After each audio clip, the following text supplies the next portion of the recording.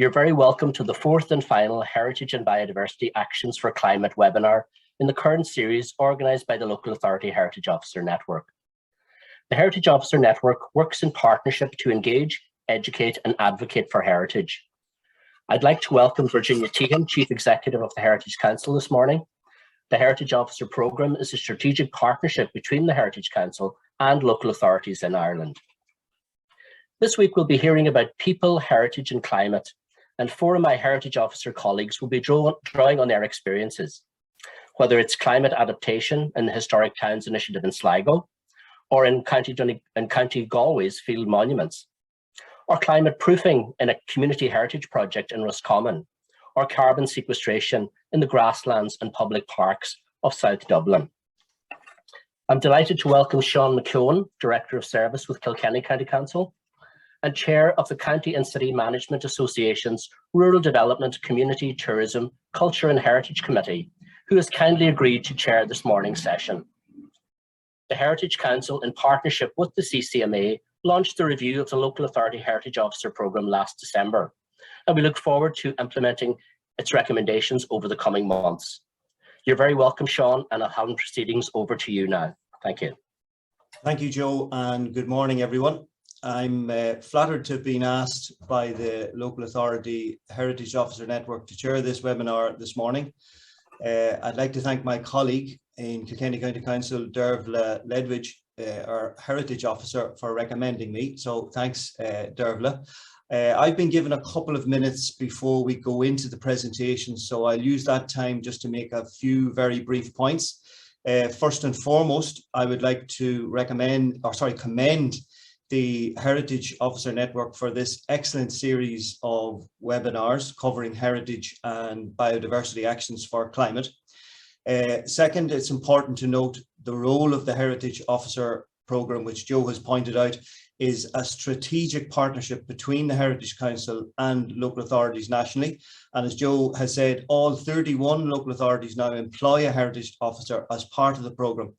A substantial portion of the heritage stock in Ireland is vested with local authorities, and heritage officers play a vital role in promoting awareness of, pride in, and safeguarding our heritage. The recently published report that Joe has referred to there, which was a review of the Local Authority Heritage Officer Programme, acknowledges that heritage makes a unique contribution to who we are and the quality of place where we live and work.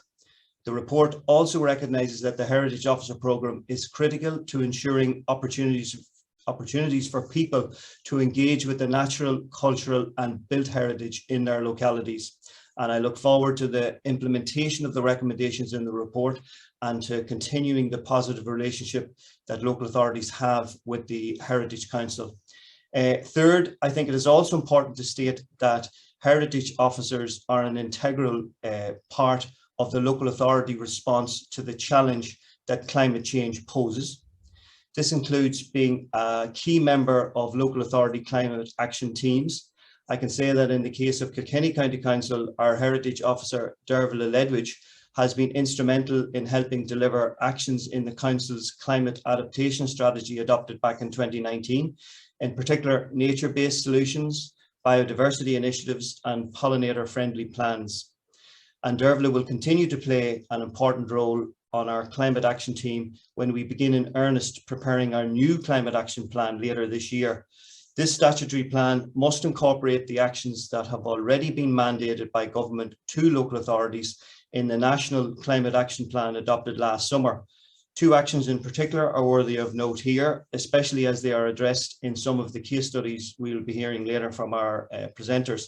Action 204 recognises the need to assess and monitor climate impacts on heritage sites, and Action 403 refers to the importance of biodiversity protection. These actions simply cannot be delivered without the work of local authority heritage officers. And that brings me nicely to our presentations. The theme of our webinar today is people, heritage and climate. We will hear four excellent case studies involving local communities from four counties taking part in built and natural heritage initiatives which address climate change. Okay, that's great. We'll move on to Marie Mannion's presentation then. So Marie has been Heritage Officer with Galway County Council for the past 22 years. She's a graduate of the National University of Ireland in Galway. And before joining Galway County Council, Marie was manager of the Galway Family History Society and lectured on the Heritage Studies course at Galway Mayo Institute of Technology. Marie's presentation is on Galway Field Monuments and climate change. So over to you, Marie. Good morning, everybody. I will just share my screen now. Just bear with me. Okay, can you all see that? I suppose the topic today for me is Galway Field Monuments and climate change. And to give you a feel for it, first of all, you know, it's very important to, I suppose, just discuss what archaeology is and put it into a context. So our archaeological heritage includes all the material remains of past societies and cultures, and it relates to material both above and below the ground, preserved in soil and peat, and also underwater. So in the island of Ireland, there's approximately 138,000 recorded archaeological monuments. And in County Galway alone, there's 12,500 recorded monuments. And that makes up roughly 11% of the monuments stock in the country. I suppose just to give you a little background then on the type of archaeological monuments that we have. I suppose the people that went before us lived lives like we do today. So they had to live somewhere. They had to, I suppose, have food and a source of water. They also had various rituals, and also they had burial traditions. So if we look at some of the field monuments and the landscape features that we have, I suppose, ring forts, and these are the most common monument type in the landscape. But they're the ones that are most often under threat. And often you come across the names fort, dune, liss, or fairy fort. And they can be, I suppose, oval or D-shaped. They can be univalent or bivalent, and sometimes multivalent. So they're protective banks of earth. And when they're earth, they're called a roth. And if they're a stone structure, they're called a cashel or a cahar. So basically, they were enclosed farmsteads. Another type of dwelling that people lived in were crannogs, and these are enclosures, and they were built on islands in shallow lakes, marshy areas, or wetlands. And the islands may have been man-made with layers of peat, stone, or wood, and the structures have been used as permanent or seasonal dwellings, industrial, or places of refuge. Recent excavations and research have revealed multi-period sites dating from prehistory. And the example we have here is Lachachala near Kilkenny in County Galway. So that's just a little kind of, I suppose it's looking at two, I suppose, dwellings type archaeological monuments. Now, if we look at the prehistoric burial monuments and wedge tombs, these were the last type of megalithic burial tombs to be built in Ireland. Most were constructed between circa 4,300 and 4,000 years ago. And they're usually built with 2 to 3 side stones and a back stone, as you can see here in the photograph. They're arranged in a web shape and covered with a capstone. And some have traces of a cairn that may be surrounded by a chamber.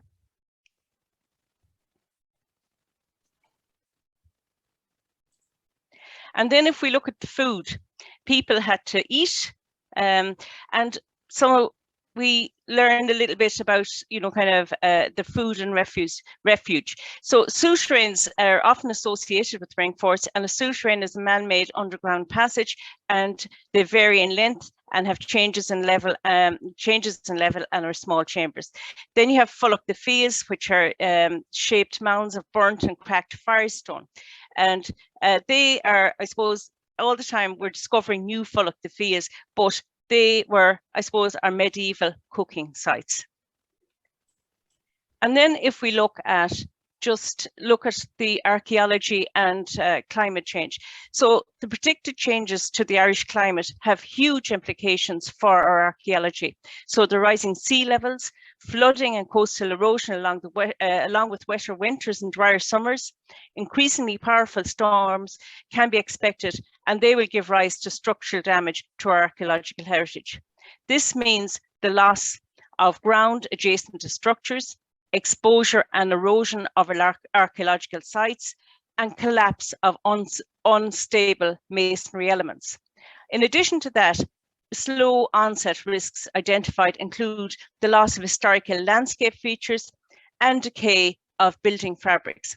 But also it poses, I suppose, opportunities in the sense that we discover and uncover new archaeological sites and monuments in the course of these major climate events. So in County Galway, just alone, it has been, there's quite an amount of, I suppose we're lucky in the sense that there's quite an amount of research being done in NUIG and GMIT. So for example, Kieran Moylan, who undertook an MA in NUIG, Rising Tides, a Threat to Galway's Coastal Archaeological Landscape. In his research, he estimated that 388 coastal archaeological sites in County Galway are at risk of being lost due to erosion. And then if we look at the various storms, and it's very, I suppose, fitting and opportune that we're talking about storms today, because I suppose we are a calm after a storm and a calm before a storm currently today. But it's interesting when you look at media and what's out there. So, for example, in the Irish Times on the 13th of January 2014, they talked about the destruction wrecked along Connacht's coastline with the recent storms, and that exposed archaeology dating back to the Neolithic period on Connemara's Omey Island.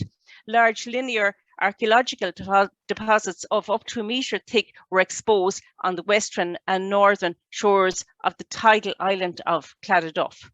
1 minute, Marie. Then I suppose the biggest thing that we have is to kind of, I suppose the biggest armory we have in our weapon we have is our community archaeology programme. And that community archaeology programme is being spearheaded by Bernie Doherty. It's been in existence since 2014.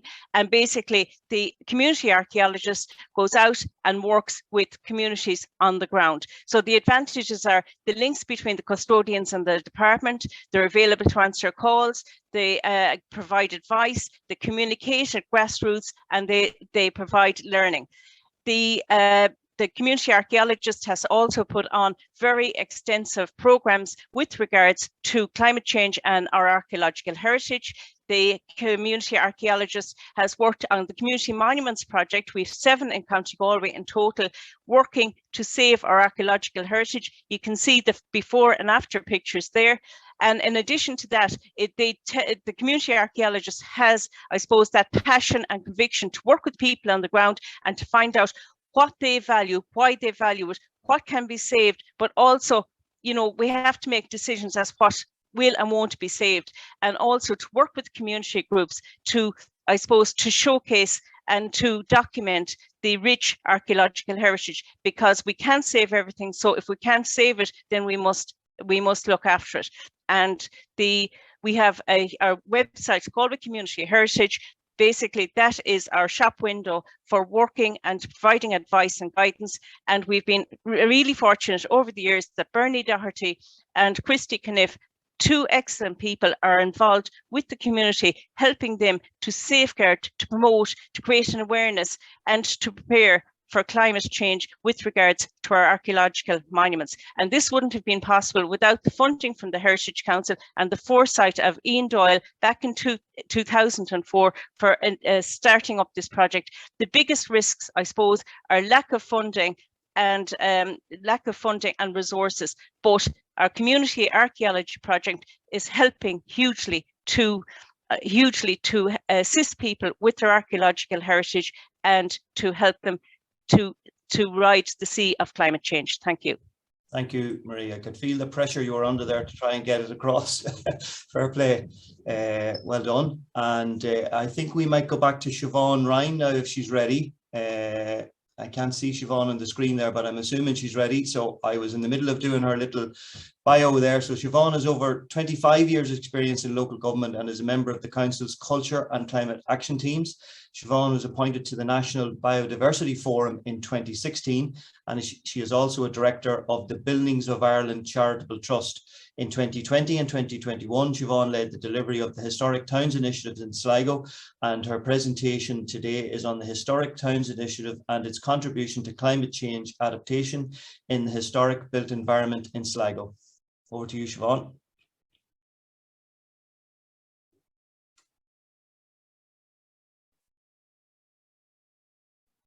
Thanks very much, Sean, and good morning, everyone. Can you hear me okay?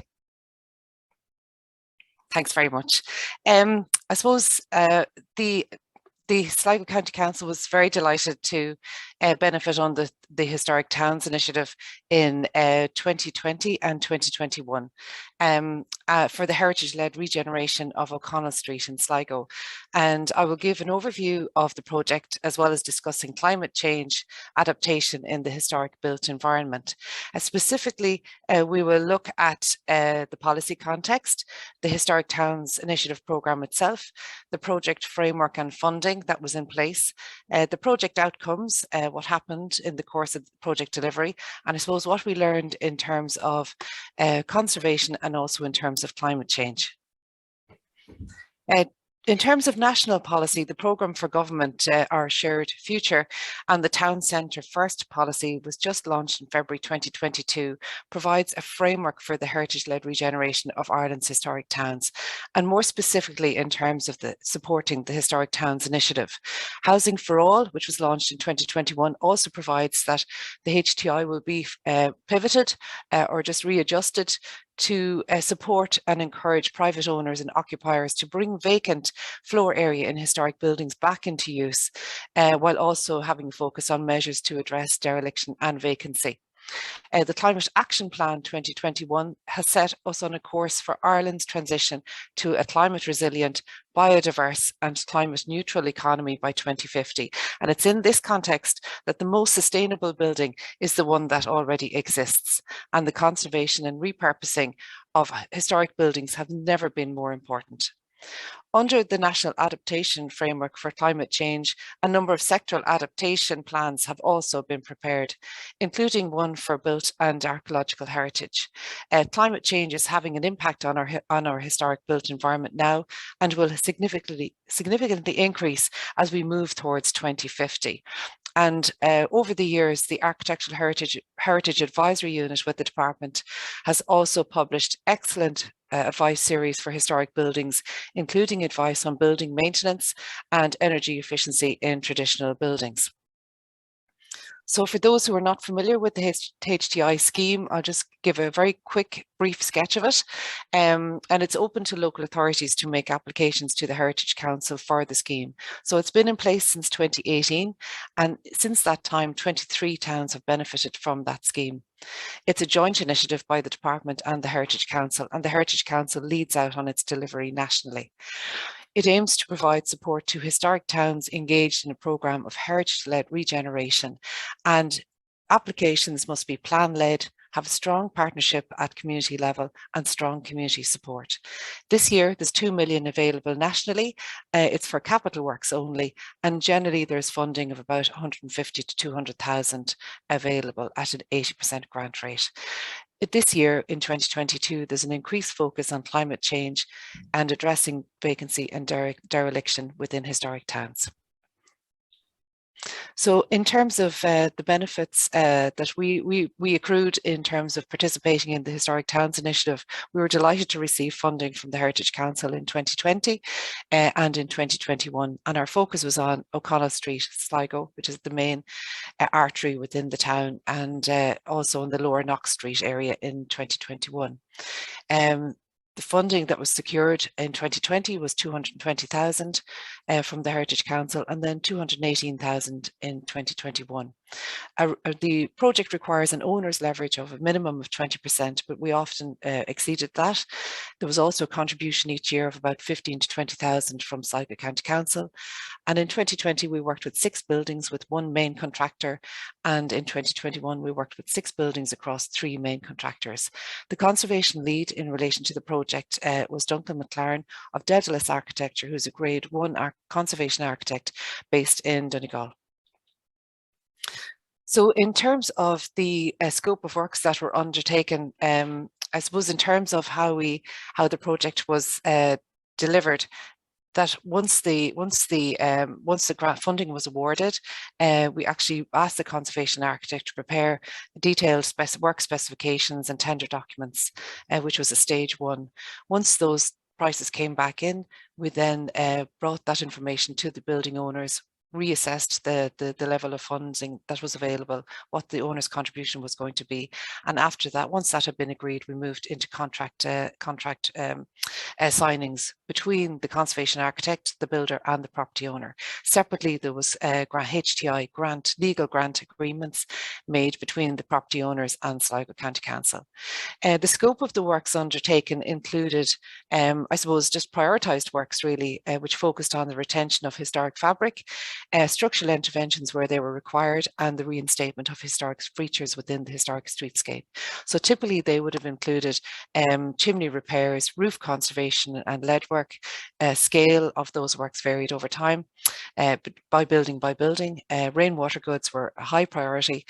Historic window repairs, historic shopfront repairs, and masonry repair and decoration, generally to the front elevations of the buildings. In 2020, we worked with 6 buildings in the southern section of O'Connell Street, and 2 of the buildings that we worked on, one was Worley Brothers, and also we worked on Hargadon Brothers, both very prominent buildings within Sligo streetscape. And this just shows the conservation works to the roof of Worley's, the rainwater goods that have been installed, cast iron, the window replacement that's happening, the window refurbishment that's happening there in Worley's as well, and painting and decorations to Hargadon's there just on the bottom right. And these are the 2 final buildings on completion of works, and they just are such a fantastic contribution back into the streetscape. In 2020, we were very fortunate to work on another 6 buildings, 2 of which I'll talk about here. One which was the Yates building, which is the home of the Yates Society, a wonderful building of national importance right on the bridge and on the Garavogue in the centre of Sligo. And I suppose that when we're the type of scale of works here was slightly different in terms of there was a lot of brick repair and lime pointing of the brickwork, extensive rainwater goods overhaul, and also extensive repairs to windows, etc. So in terms of our learnings in relation to conservation, we found that a shared vision and very good communication with owners was really, really important. Obviously, the importance of expert conservation advice to the scheme was critical. We had a very flexible, bespoke and agile approach to the Historic Towns Initiative as we moved through the programme. And it was a targeted, high-quality, conservation-led heritage regeneration programme that was delivered. The grant-aided works focused on retention and conservation of historic fabric and the reinstatement of features. But there was wider benefits accrued, both to the historic streetscape and also the public realm and also the local community. The second building that we worked on, and this is just the scaffold going up on the Hibernian Bank building. This is privately owned and is occupied at ground floor level by the tourist office, but it holds a key location within Sligo as well. And I suppose in terms of the learnings that we had in relation to climate change impacts arising from the project, or climate change adaptation measures that we could accrue, we understood that the damage to and loss of heritage assets was very, very real from climate change, that there was often inadequate information or lack of experience prevents building owners taking action in relation to these measures and actually doing work with their building. The HTI plugged that gap. There was harm to heritage assets arising from maladaptation, from energy efficiency works, or inappropriate responses to climate change, improving comfort levels, etc. Damage to buildings was, I suppose, really driven by poor drainage, not addressing rainwater goods or poor drainage from the base of the building. And that we recognise that while severe weather will be an ongoing issue as the storm that's coming in tonight, incremental climate change will drive less severe but much more cumulative impacts that will have an impact in the longer term. And it's this slow climate change creep that you really try to address in terms of HTI works. I suppose that overall the HTI delivers heritage-led regeneration, but with the added value of climate change adaptation measures. And the project that I've just presented this morning is the work of many, many people. So it's not just not just the Heritage Office, but we would particularly like to thank the Department of Housing, Local Government and Heritage, and particularly the Heritage Council for leading out on this nationally, and for the support of the staff within the Heritage Council to assist local authorities across Ireland to deliver this scheme. Our own team here within the County Council, and particularly Duncan McLaren of Daedalus Architecture, who was just wonderful. All 12 building owners who embraced the project with open arms and really worked with us in a very agile way to deliver the project. The building contractors, who are all excellent, and our key stakeholders and broader supporters within the community in Sligo. Sligo Bid, Sligo Chamber of Commerce, the Tidy Towns, the Heritage Forum, IT Sligo, Sligo Tourism and the Local Enterprise Office. And if anybody needs any additional information, they can contact me at my email below. But I suppose just the HTI programme is just one of many, many projects that are being delivered with the support of the local authorities and the Heritage Council through the Local Authority Heritage Officer Network for addressing issues around climate change right across the wide remit that is heritage, both natural and built. Thank you very much. That's great. Thanks, Siobhan. Okay, we'll move swiftly on to our third presentation, and that will be from Nollaig Feeney, who is the Heritage Officer with Roscommon County Council. Nollaig has been the Heritage Officer in Roscommon for over 20 years. She's a graduate of the Dublin Institute of Technology and the Cheltenham and Gloucester College of Higher Education. Before joining Roscommon County Council, Nollaig worked as an agri-environmental advisor on the Rural Environment Protection Scheme, and Nollaig will present on Rahara conservation and climate proofing through the Community Monument Scheme. Over to Nollaig. All right. Hello, I'm Nollaig Feeney, and I'm going to talk to you today about Rahara Church Conservation Project and how Roscommon County Council are working to climate proof this monument. So first I'll give you a bit of background. So our historic buildings and archaeological sites and monuments across the state have stood for centuries, if not for millennia. Yet there can be no denying the risk extreme weather events and climate change pose to them.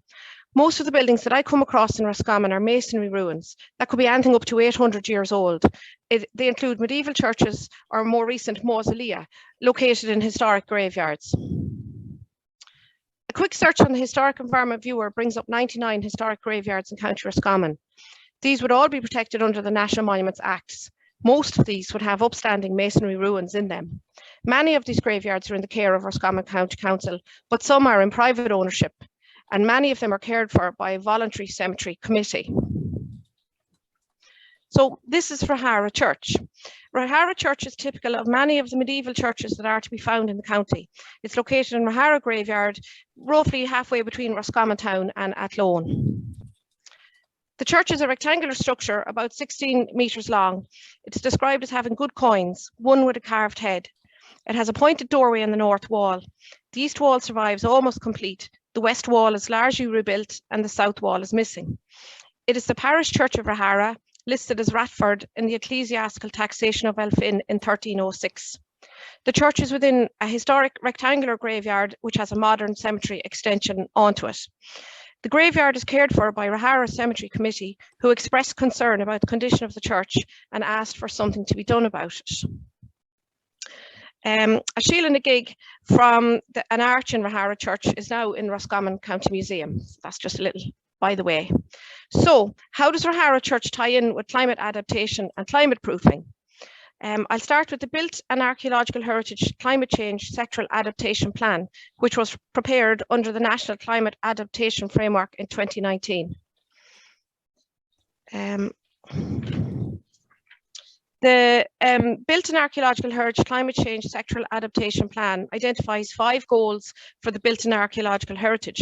From my point of view, working as heritage officer in a local authority, my priority is to conserve our heritage and promote best practice in its care.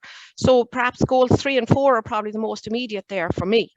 My work programme will be influenced by policy, guidance and funding opportunities that become available to me, such as from the Department of Housing, Local Government and Heritage and the Heritage Council.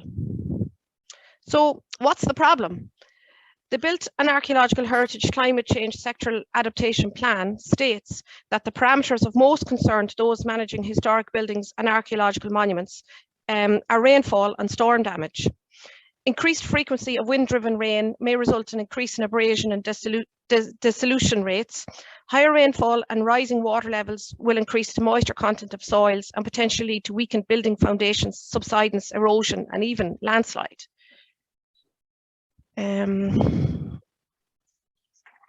So hotter and drier summers, warmer and wetter winters, and the increased frequency of extreme weather events may result in structural damage to monuments and historic buildings. And as I was preparing this talk, I was sweating, really hoping the storm wouldn't have hit us too bad last night and worrying about our little church in Rahara and hoping it gets through these storms okay. With regard to the impacts of extreme weather, we saw this in the county 2 years ago when the gable wall of the Owen O'Connor Mausoleum in Ballintubber graveyard collapsed. So you can see the before and the after images there, and it's quite striking when you see it presented like that. We need to prepare for the impacts of increased rainfall, storm activity, structural damage, and the partial or complete loss of built and archaeological heritage. Getting back to Rahara, the ravages of time and weather had left Rahara Church in fragile condition. Climate change projections for the middle of the century, say 2041 to 2060, indicate an increase in intensity of storm activity in the North Atlantic over Ireland with associated extreme winds, heavier precipitation and more severe storm surge. Rahara Cemetery Committee had asked for action to be taken to save their historic church. Climate change projections added increased urgency to their plea for action, and you can see from the image there how vulnerable the top of the east gable is. So where to start? A conservation report was commissioned with thanks to funding from the Heritage Council. It set out recommendations for the emergency stabilisation and conservation of the masonry. The conservation report found that Rahara Church is a structure of considerable architectural, artistic, historical and social significance, located on a site of rich archaeological and ecclesiastical interest dating back to the 13th century. The conservation report found that the church ruin is at particular risk due to the effects of water ingress through the top of the walls, the leaching of aggregate and mortar from the inner core of the walls, the impact of embedded root systems growing within the stone rubble structure. You can see this clearly, and the photo there is of the east wall of the church. The conservation report said the outward lean of the east gable was a particular cause for concern. A significant area of missing masonry at the northeast corner of the ruin was also a particular cause for concern. The church was heavily overgrown with ivy embedded in the ruin, causing damage to the stonework. The conservation report stated that the killing and cutting back of vegetation to be carried out with the removal of embedded branches and roots was an important first step to facilitate the repair and consolidation of the church ruin. We secured funding from the Community Monuments Fund 2020 to carry out the recommended vegetation treatment, which was carefully targeted on killing the plant from the root upwards. Following the vegetation treatment, an urgent programme of stone repair and reconstruction was required. We have been able to appoint a team to oversee the repairs, and the works are nearing completion now. A stone head, long overgrown by the vegetation, has been revealed.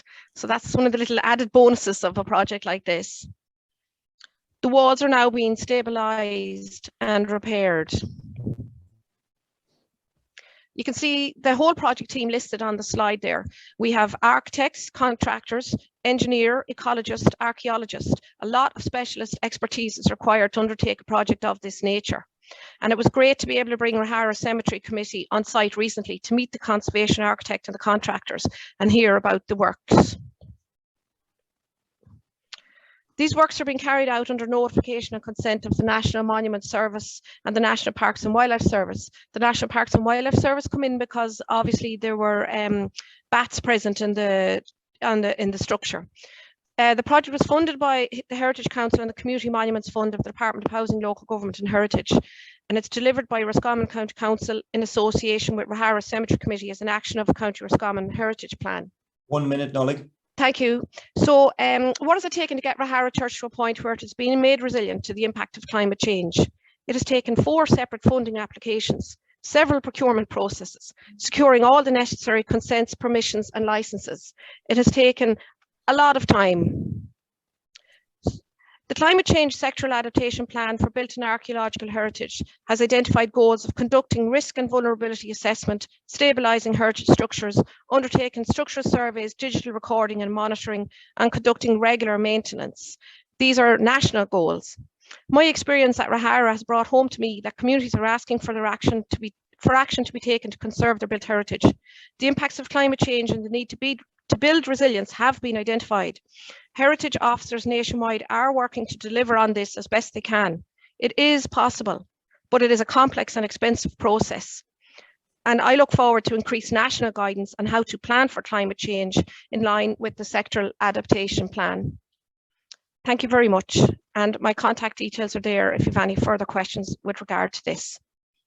Thank you, Nollaig. That's great. We'll move on now to our final presentation this morning from Rosaleen Dwyer, and Rosaleen is the Heritage Officer with South Dublin County Council, where she's been Heritage Officer since 2008, and prior to that she was the Biodiversity Officer with Dunleary-Rathdown County Council. Rosaleen also works in the Development Management section of the Council, but like all Heritage Officers she assists with heritage and biodiversity matters across all Council areas. Rosaleen's presentation this morning focuses on the habitats in public parks that can offer ecosystem services to the urban population, including the valuable role of capturing carbon. Okay, Rosaleen. Thanks very much, Sean. Good morning, everybody. You can all see that, yeah? Yeah, the project I'm presenting here this morning is an ongoing project. It's a study of species-rich grasslands in one of our major public parks here in South Dublin County. And we're looking at how these habitats and other habitats in the park can help towards sequestering carbon in our overall efforts to mitigate climate change impacts on habitats and species. The park we're looking at is Timon Regional Park. It's, people may know it, it's dissected by the M50. This is the Tala interchange here at the lower end and the Ballymount interchange on the top left there. So the park is spread across both sides of the M50. It was acquired to be a public park way back in 1986, and it's 120 hectares in size. And it serves a really dense urban population on either side of it. Tala on the left-hand side, on the west side, and the communities of Green Hills and Orwell and Knocklion on the east side. But of course it draws visitors from further afield than that as well, because it has a huge amenity provision. And this is one of the ecosystem services that it provides: active and passive recreation. It has 32 sports pitches, which cater for over 150 different sports teams, ranging from Gaelic football and hurling to soccer, rugby, American football, athletics clubs, cycling, walking, dog walking, sitting looking at the moon. It's an amazing location and it is very well visited. It has 4 children's playgrounds, a very important fairy trail, and there are calisthenics and outdoor exercise equipment distributed throughout the park. So it's very busy, but amongst all of that, it also offers a very open space for people to come and clear their heads. The views up into the Dublin Mountains are really nice. And the whole park, because of its setup with different habitats, you know, offers that wonderful excitement or new landscape feature as you're walking through the park. We do get quite a lot of photographers, particularly with the species-rich grasslands now and the species that they draw. Pollination and green infrastructure links are critical in the park as well. The habitats include grasslands, hedgerows, woodlands, wetlands, mainly in the form of ornamental lakes and ponds. The River Puddle comes through the park on the west-hand side, and under the M50 to exit the park on the east side before heading into Dublin city. So these habitats support a wide range of animal, bird, plant and insects. And again, this is it's a critical oasis really in such a built up environment, even if it is dissected by the M50. But the main focus of this particular presentation today is the carbon sequestration value of the habitats in the park. What is carbon sequestration? Well, you'll all know at this stage, it is the process of capturing and storing atmospheric carbon dioxide, which is a greenhouse gas. So in that, we hope to reduce the volume of carbon dioxide gas entering in the atmosphere from all of our activities. So we have to capture it, hold it and store that in its solid or its dissolved forms. Of course, nature does this already anyway. Plants and trees absorb carbon dioxide from the atmosphere, and they use this in their growing processes. Soils and water bodies also absorb carbon, and it is thought that soils actually absorb 3 times more than the vegetation on the landscape itself. So carbon is stored in those living plant tissues and returned slowly to the soil as these creatures die and decompose. Important habitats that sequester carbon would be our wetlands and our bogs, woodlands, grasslands and soils, as I mentioned. Now, different species sequester carbon to different degrees. And it is known that habitats that have very high species diversity will capture and store much more carbon than species poor habitats. So high plant diversity in your grasslands will also increase the stability of soils and reduce the effects of erosion, which will be important obviously when we look at the increased level of storms and rainfall. So having a very diverse grassland will hold more carbon in those soils. So the premise is then if we can increase our species diversity by changing the way we manage our habitats, we can therefore increase the volume of carbon that is retained in the habitats. So we can reduce the volume of carbon that's going back into the atmosphere. And this is what we're looking to try and calculate for Tymon Park. Tymon Park is situated on the remains of the Green Hills Tymon Esker, which is one of our county geological sites. So the soil is light and sandy, gently sloping side. The drainage is good along the Esker, not so great along some of the low-lying areas, but that's great because that adds diversity as well. And this mix of soils supports very important species-rich grasslands. I had known way back in 2015, 2016 that the potential was there, but at the time we were managing the grasslands quite intensively, as was the fashion in those days. So we did some initial surveys in 2016 and the potential was good. So we started a pilot study, particularly down here in the southwestern end of the park by the National Basketball Arena end, to reduce the intensity of the grass cutting. And with support then from the National Biodiversity Action Plan grant scheme in 2020 and 2021, we got funding for a 2-year survey of the botanical and the pollinator resource in the park to really put a really good baseline survey or study there for what is in the park and to put in a monitoring program so that we can gauge what is happening over the coming years with climate change. And those studies really showed that we absolutely do have very species-rich grasslands with plant communities that actually align with habitats directed categories of orchid-rich grassland and with lowland hay meadows. That structure there behind is the National Basketball Arena, which some people may have visited. It was a change in the way the park looks, obviously, to let the grass grow. But when the flowering plants started to come through, the response from the public was very good.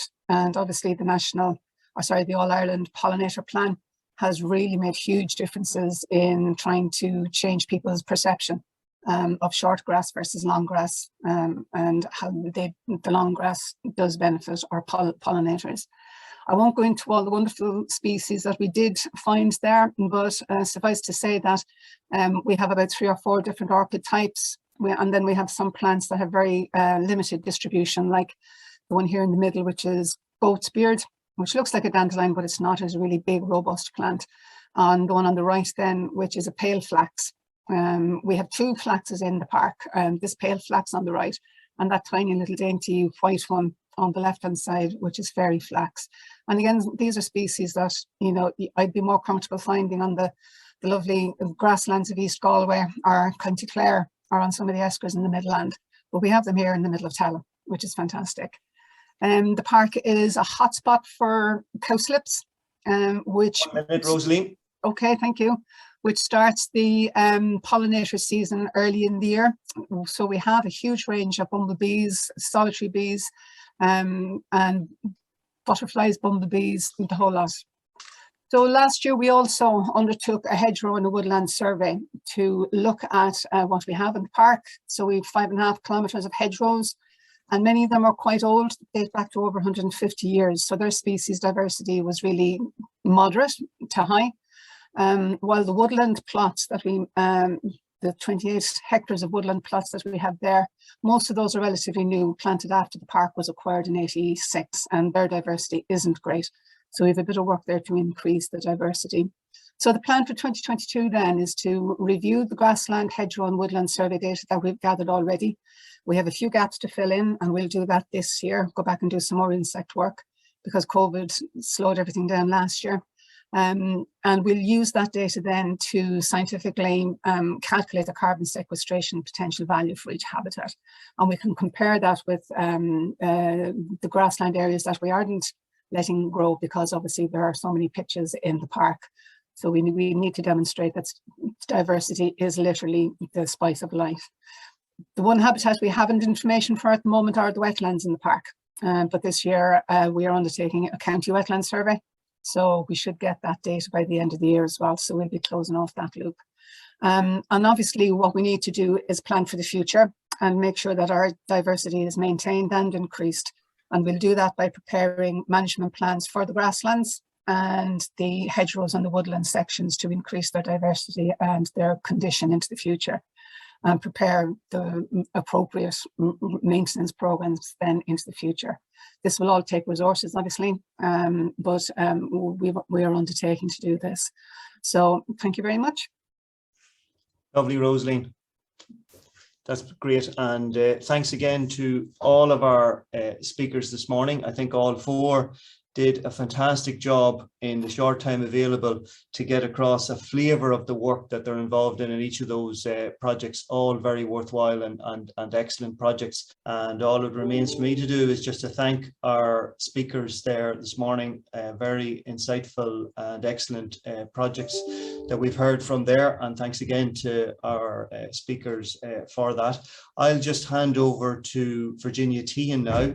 Virginia is the Chief Executive of the Heritage Council since 2019. Heritage Council based here in Kilkenny, and I know Virginia is from Kilkenny. So I'll hand over to you, Virginia, now to do the sum up. Thank you, Sean, and good morning, everybody. It's really a great pleasure for me to be here this morning. If you haven't looked at the previous webinars on YouTube, I suggest that you do. This is a brilliant, innovative initiative. Doesn't surprise me because I'm very fortunate. I work closely with the network of heritage officers, and their imagination and creativity knows no ends. They respond to the current issues in heritage with great energy and great vigour. And it's a privilege for us at the Heritage Council to work side by side with them and with the local authorities. And I'd like also to extend my thanks to Sean for chairing today's session. The webinar series and indeed today's session really bring home to us the importance of acknowledging the change in our society or in our environment. Heritage is transitioning through to a new phase. How we manage and protect heritage requires a discussion about our values around heritage. As Mary said in her presentation, we cannot protect everything forever in perpetuity. So new devices and new approaches to transformation and how we work with heritage practitioners is required. And this is a very interesting dialogue to kick off that discussion. I have been engaging with work at the University of London, the Future Heritage Project, led by Professor Roland Harrison. And that really is an interesting piece of work, examining across Europe how heritage practitioners, local authorities and communities address the challenges which climate change will present to those of us who have responsibility for heritage and those who care about heritage. The answers are not straightforward. They require a lot of thought, a lot of creativity, and a lot of change in our thinking. Transformation is difficult for people, it causes tension, but through the tension, we can come up with solutions to these very significant problems which our landscape, our monuments, and our cultural memories are facing. So it's great that this conversation is starting. I'm very pleased, as always, to see the work that the Heritage Council does, to see its fruits on the ground, and our grants programs through the Community Archaeology Programme, through the Heritage Officer Programme itself, and the HTI Programme plays its part, sometimes small, in protecting heritage. Equally, I'd just like to say that we're opening today the Heritage Stewardship Fund, which is a new grant scheme open to those heritage professionals and practitioners with a responsibility for the care of heritage, based mainly in local authorities and in public service agencies. Third level institutions are included in that. So if you have colleagues, friends, or you know people who have those roles, please encourage them to look at this new fund. We are really grateful, as I say, to the heritage officers for their work on the ground individually. It's great to work with them. It's great to see their work realised. And I'd like finally to commend them all for the work they've done in the development of this webinar, but all their other work throughout the year. So in conclusion, I'd just like to hand over to Joe Gallagher, the chair of the Heritage Officer Network, to say our final goodbyes. Thank you. Thank you, Virginia. And as you said, the recordings of all the webinars in the series are available online. I'd like to thank our contributors this morning, Siobhan, Marie, Nollaig, and Rosaleen, for their case studies based on best practice. Thank you, Sean, for chairing this morning's session. And again, I'd like to thank Catherine Casey, Shirley Clerkin, and Derville Ledwidge for their hard work behind the scenes in producing these webinars. There's been a great response to the webinars, and if you'd like to find out about future webinars and events, check out your local authority Heritage Office website and social media, and also the Heritage Council website and social media. Thank you all again for attending these webinars, and just a reminder that we all have a role to play in the responsible management of our heritage, our biodiversity, and our climate. Good morning.